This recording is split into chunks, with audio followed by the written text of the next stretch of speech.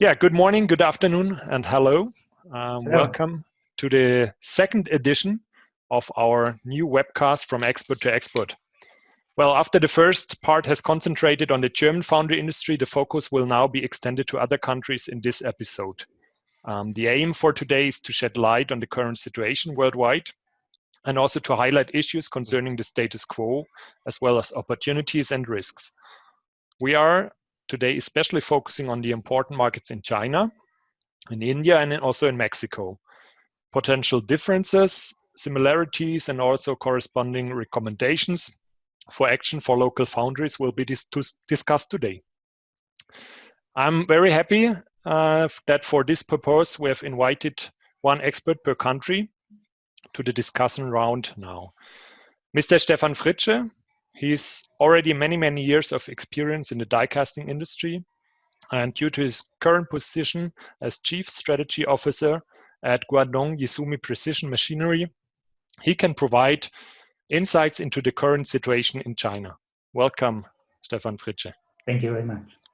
Kedar Vaidya is Head of Business with the focus on advanced materials at Buhler India, and as an electronic engineer by profession, he has been working in the industry for 30 years now, and he will reflect the Indian view on the corona crisis. Welcome, Kedar.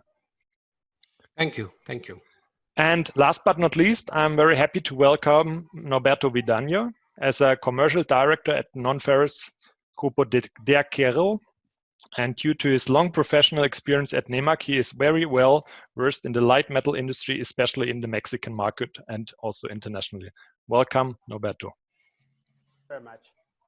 And last but not least, I would like to shortly introduce myself. My name is Christopher Boss, and I'm the International Product Manager for all our die casting events at Nürnberg Messe. This means especially for EUROGUSS in Germany, China die casting, and Alucast in India, and also EUROGUSS Mexico in Mexico. And now I'm very excited. Let's start with the discussion and also with the first question to all. How is the local foundry industry coping with the crisis? Are there already significant changes or developments since the spread of the coronavirus? I don't know, maybe Stefan, you would like to start? Yeah, I can start, of course. Well, if you look at the die casting industry in China, of course, like I think everywhere else, it's heavily hit by the corona crisis. Right now, we assume that about 30% of the machines are running in China. So everyone who has been in business can roughly estimate what that means. That's a disaster. And the products being produced right now are mainly for export. The local car industry is pretty much down by about 50%. And since last year was already not a very good year for China, I think one of the first year of a reduction in production figures in automotive. There is also much inventory still, so that further depresses the production. So the die casters in China are not doing very well. They are trying to find a way out and wait, but it's a very difficult situation for the industry in China right now. Okay, thank you. How's the situation in India right now? Similar to China. In fact, in the whole of April, there was not a single car rolled out. So that means all the foundries were closed completely in April. Since May, they have started with the post-casting operations and export, mainly for the export. And since last week, the automotive industry has started opening up. So these foundries will also slowly open up. Today, I think 20% of the machines in India are working. Automotive had a disastrous year last year, and we hope now that this will improve somewhere in the second quarter or the third quarter. And not full, but I think the die casting will still operate till 50-60% of their industry. Okay, thank you. And how's the situation in Mexico right now, Norberto? We're experiencing. Hello? Yeah, now we can hear. In Mexico, we are experiencing the pandemic is spreading out, and we are reaching the top of the curve. So for that reason, many industry has stopped operations. So the government only is allowing to still work in some industries as medicine, food, transportation, some services and construction. And the automotive activity is already stopped, and it's expected that this industry is going to be reactivated by June the 1st. So in such basis, the total industrial activity related with the metal is stopped. Perhaps some companies are doing very small activity regards to export, but I would say that it's very calm, and there's a lot of expectation that in the coming month we will see an increase in activity. Okay, thank you. So maybe Stefan, just a second question regarding China. China was also the first country which was affected by the Corona crisis, and it seems right now that business is already getting back to normal. But will China be able to maintain its position in global supply chain after the crisis, or maybe will another country or countries benefit from the crisis shortly? What is your opinion about that? Well, I guess yes, of course, it originated in China. I guess that seems to be quite clear, even though some countries fight about the reason. But I think the heaviest hit area. I was in China until Chinese New Year, January 20, and then again mid-February until mid-March. So our company producing machines, we went back to work about 10 days after the Chinese New Year, roughly a week after the original opening time again, actually. So, but it started very slowly. So in mid-February, it just started, 20%. There was almost no traffic. So it just the companies were allowed to open in most of the provinces, except Wuhan, of course. So, but it was a very, very slow start. So still today, when people usually want to check numbers of China, they look at energy usage or traffic patterns, and those are still depressed. I think those are still down 30% even now, So I think with Europe and the US being down, also both sides of the supply chain are missing, demand and supply side. So I think every region is confronted with that particular situation, which usually is not the case, right, in a crisis. But I think the biggest discussion is the second part of your question, is will many supply chains move out of China? And I have tried very hard to find out the last few weeks, and was a part of webinars and with some think tank specialists. And I think some of the supply chains probably will. I think especially in Europe, people are quite angry that the governments have not stocked up of masks and pharmaceutical materials. I think people do not understand the dependency on China. So I could imagine that some of those supply chains maybe move back or partly move back closer to home at higher cost at the end of the day for the consumer. I think we have to accept that. On the other hand, when you talk or when you listen and read about the specialists, nobody really expects the big supply chains, like iPhone production, or because such large supply chains, automotive, electronics, they have hundreds of suppliers. So I think the experts, they say it's very difficult to move such a whole supply chain somewhere else. So the common opinion is that maybe afterwards it will not change that much, but sure, nobody can be sure, I guess there's still a development. So in China, of course, the companies are still hoping that it's gonna get back to normal, and hope that, of course, supply chains are not being moved out. Yeah, I guess especially in these days, it's quite hard to predict what will be next week, or maybe in some weeks. Maybe how is the situation regarding especially the supply chain in India? Because India has a stronger focus on local supply chains than many other countries. Do you see this right now as an advantage in times of Corona? And do you advise other countries to focus more on expanding local supply chains from now on, especially in those times? Yes, definitely. What has happened is in the past few days, government has taken a lot of steps to boost the economy of the country. And almost 10% of the Indian GDP to tune of about $266 billion have been infused into the market, mostly to the MSMEs, into the infrastructure, into the healthcare. So what has happened is the government is encouraging the industries to come back to India. And maybe Stefan is watching China. We are also watching China. There are companies which have already predicted, or the Japanese ones specifically are saying that they will try to come to India, which there are few states, they have changed the laws for this, labor laws. Some have even opened the land. So the thing is, we look pretty good. As far as domestic supplies are concerned, there is also one more additional benefit which the Indian government has given is, in the past, around $7-8 million and above, there used to be a global bidding. But now the government has clearly said no bidding, no global bidding for $30 million. So that means government doesn't want the supply chain from abroad, and they will encourage it through India. So that's what we feel is something, steps which are taken, which will boost the domestic industry and the domestic supply chain management in India. Okay, thank you.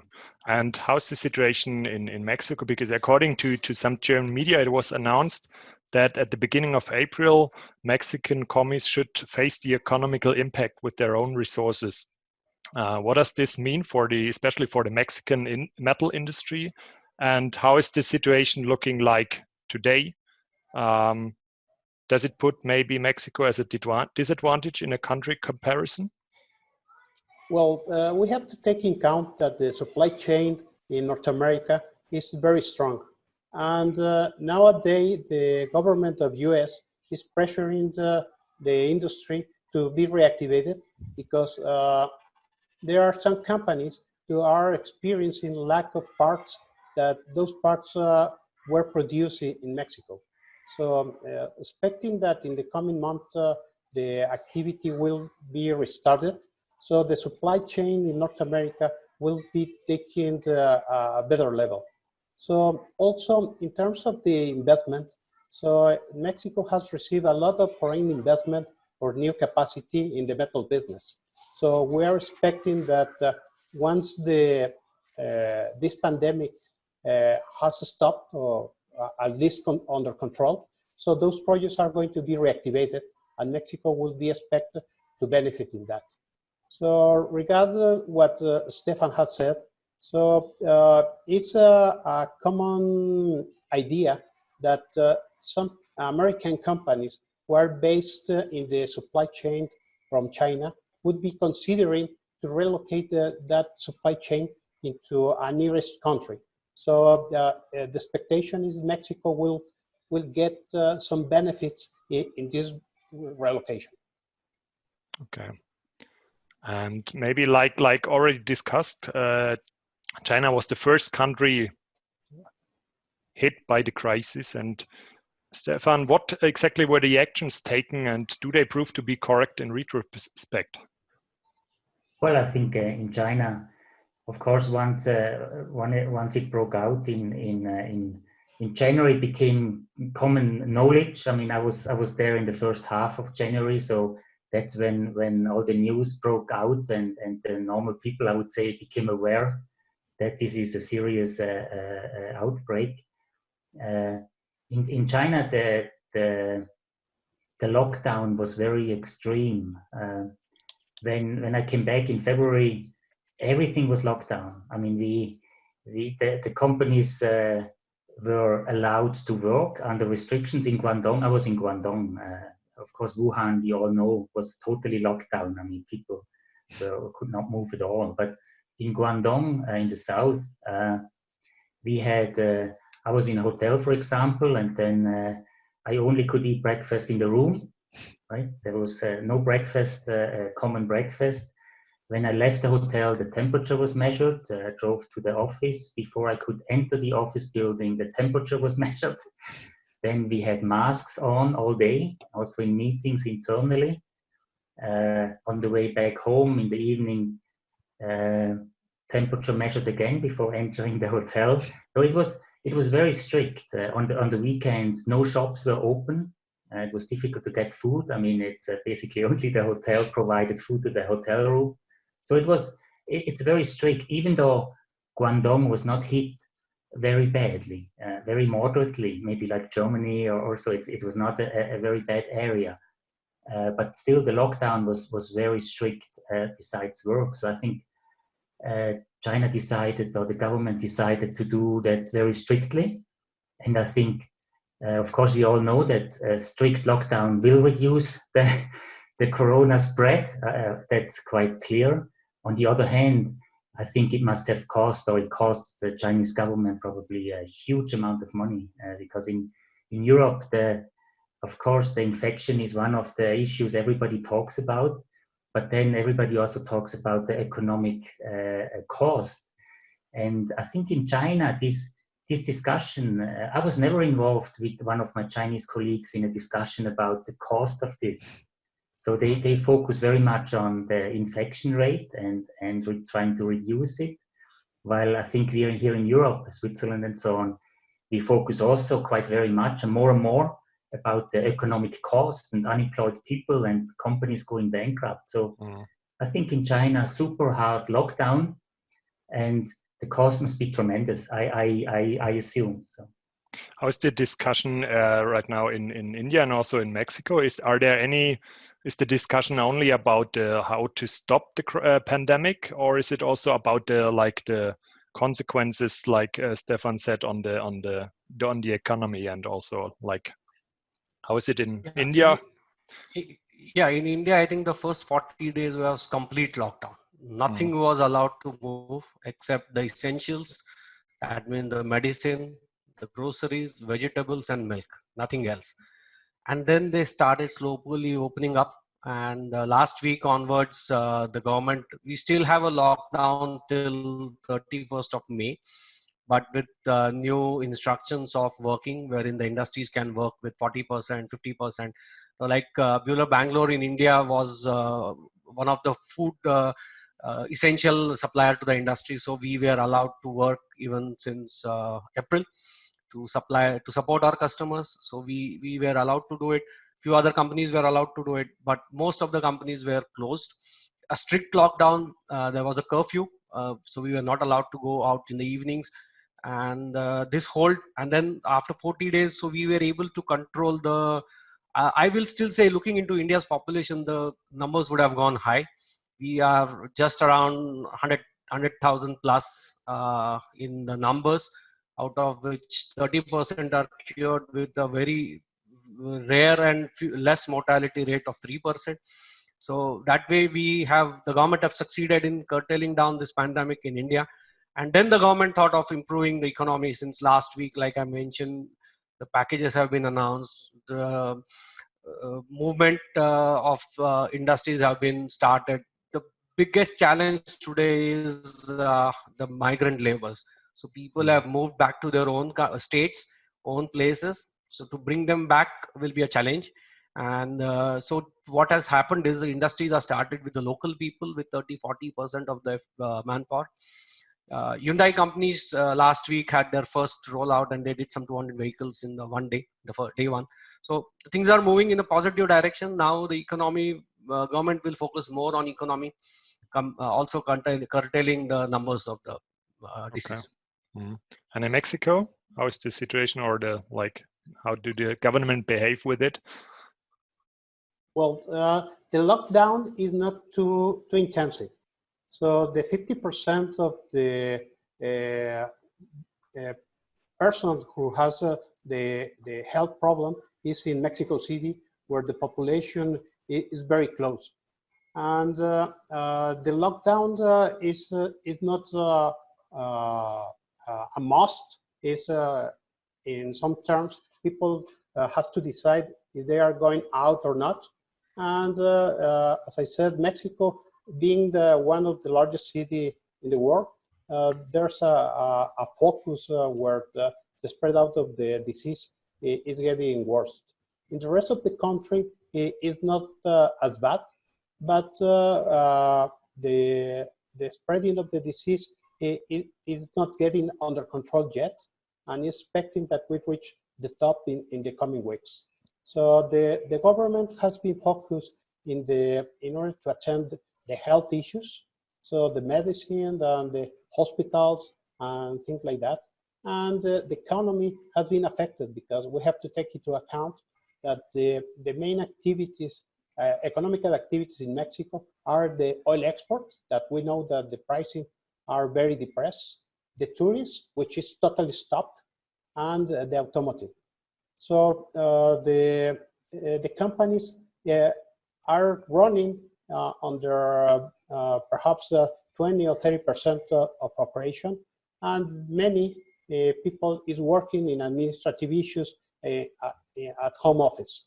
So the expectation is that we will be back into the activity once the government and also the industrial organization are allowing the companies to reopen. Okay. Now, Beto, what would you recommend to Mexican foundries or international foundries based in Mexico right now to free themselves from the crisis after, I would say, the crisis is under control? Well, nowadays, all the companies must to be creative. So in order to pass this crisis and take some kind of advantage of the few opportunities that will be rise. So the demand is going to go back. Nobody's sure how big, but for sure the economy has to restart. And once this happens, this additional demand is going to be taken by the companies who will be prepared for that. Okay, thank you. And Stefan, since China is already, it seems to be like in a step ahead, like in fighting against the pandemic, can you provide any findings which you can pass to the industry abroad in other countries, like for example to Mexico or also to India or Germany in Europe?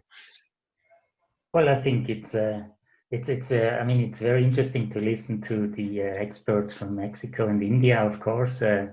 I think it's at the end of the day, it's a competition, and whenever there is a movement in the market, and when managers are unsure about the future and they think of options and alternatives, of course, I agree with Norberto. There is always an opportunity for the agile and innovative companies everywhere, I guess, in all the markets. So yes, I think it will probably be a division if the market, I would expect, you know, in China there are a lot of die casters, also a lot of very small die casters with only like 4 or 5 machines. Sooner or later they will consolidate. I guess that's a normal textbook development of a market, but such a crisis with this terrible pandemic can maybe be a help or an accelerator of such developments, and I think whether in India or in Mexico or in China, the good forward-looking innovative organizations who provide productivity and attractive cost to their customers, they will prevail, and I think that's correct too. So I guess that's Thank you. Okay. And in India, maybe the government has already taken numerous measures to rescue local companies. What opportunities does this offer? And do these measures give India a head start in a country comparison? Yes, actually, this MSMEs have been given around a loan of collateral loan. So this will help the MSMEs to grow, have their own money, and increase the business. I think I agree with Stefan that there could be a possibility of small foundries coming up with collaboration with the large foundries, and they can work together for certain components. But I also look into the sense that there are a lot of companies which will also see India as an alternative for the business. And the industry, die casting industry, should take this as an opportunity, be competitive. Probably there could be investments in automation, to improve the productivity. This will help to be in competitiveness for the global supplies, and also they have to have the smaller cycle time of a casting development. Today, a cycle time of casting development is high. I think overall it will happen globally, that development of castings will be, the cycle time will be reduced than what it is today. Okay. And maybe now, if we're it's personally my last question. If we are looking into the future, I know, especially like I said, in these times, it's quite hard to predict anything what will happen within the next weeks or month. But anyway, how does a realistic forecast for the future look like from your point of view? Maybe, I don't know, Norberto, would you like to give your comments about that? You're right that this is very hard to predict. So we haven't faced this situation before. So, and in the automotive industry, so there are some analysts that are forecasting a decrease in the something between 15 or 20% decrease in the auto sales in North America. So, and it will take at least 3 or 5 years to recover the levels that we saw in 2019. So, and a very similar impact is expected in the aerospace industry. So, certainly when assume that the activity returns, there are going to be, as Stefan has said, a consolidation in the industry, and there are going to be a new share in the market for the participants, and the strong companies, regardless of the size, are going to prevail in the production of the parts here in North America, Canada, US, and Mexico. Okay. How about in India, Kedar? How do you see the future? Sorry. Yeah, definitely. Yeah, definitely. What is happening is with the reducing weight in the castings, people are moving out from to different materials, and aluminum is still regarded as one of the better options for the automotive industry. So the advantage with the Indian industry will definitely take this forward. Also, I feel that this new 5G will be coming up, and there could be bigger investments since the government of India is giving up benefits to the industry. People will also invest in bigger machines to have this 5G castings done. So overall, I have a feeling that the market will grow, not in the next quarter or next 2 quarters. Also, there is one report which has come in India is that because of the new norms to work, the social distancing norms, in most of the companies in India, the transportation is being arranged by companies through buses. So there could be a possibility that people might not go with the company buses, and they might purchase a two-wheeler, a motorbike to have a transport to the company. So this could be one option if they go with that for the two-wheeler industry. Because I don't think the organizations will at this point of time invest in number of buses. So because with the new norms, I think they will have to double the buses or triple the buses. So it seems difficult, but the two-wheeler can grow, and this will be an advantage for the die casting industry to excel. This is my personal opinion, and I still see a future, not in 2020, but maybe 2021. The future looks good. Okay, thank you very much. That's quite interesting, because I've read the same because I've also read, like, for Germany, where the car sharing was like growing within the last years, and now there are more and more young people also thinking about buying their own car within the next time. Yeah. Maybe, and Stefan, how about your opinion about the future? Well, of course, definitely, as you said, difficult to do forecasts. But I think when I would look forward, I would look at, I think like die casting is a very attractive, high volume manufacturing process, and that's not changing. And like Kedar said, aluminum is easy to recycle and has a very good engineering advantages and benefits.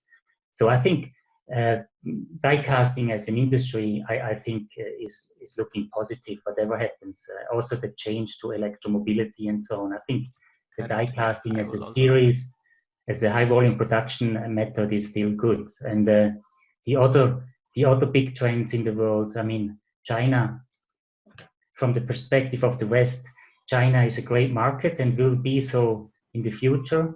China is also a great competitor and will be so in the future. I think we have to learn how to hopefully peacefully coexist and take the benefit from each other. So I look quite positive into the future, long term, and not the next 12 to 18 months. They will be difficult for many companies, but the basics for die casting look positive. So I think that's very good for our industry, and we can contribute to lightweighting, which is a key growth area, I think, for us in the future. So I would look pretty positive, but the next 12 to 18 months will be sad for many companies, and also a lot of, I think, unemployment will also still grow the next few months almost everywhere. So that's of course always terrible, but when I look 2 or 3 years forward, or 5, I think die casting, I would look at that in a very positive way, actually.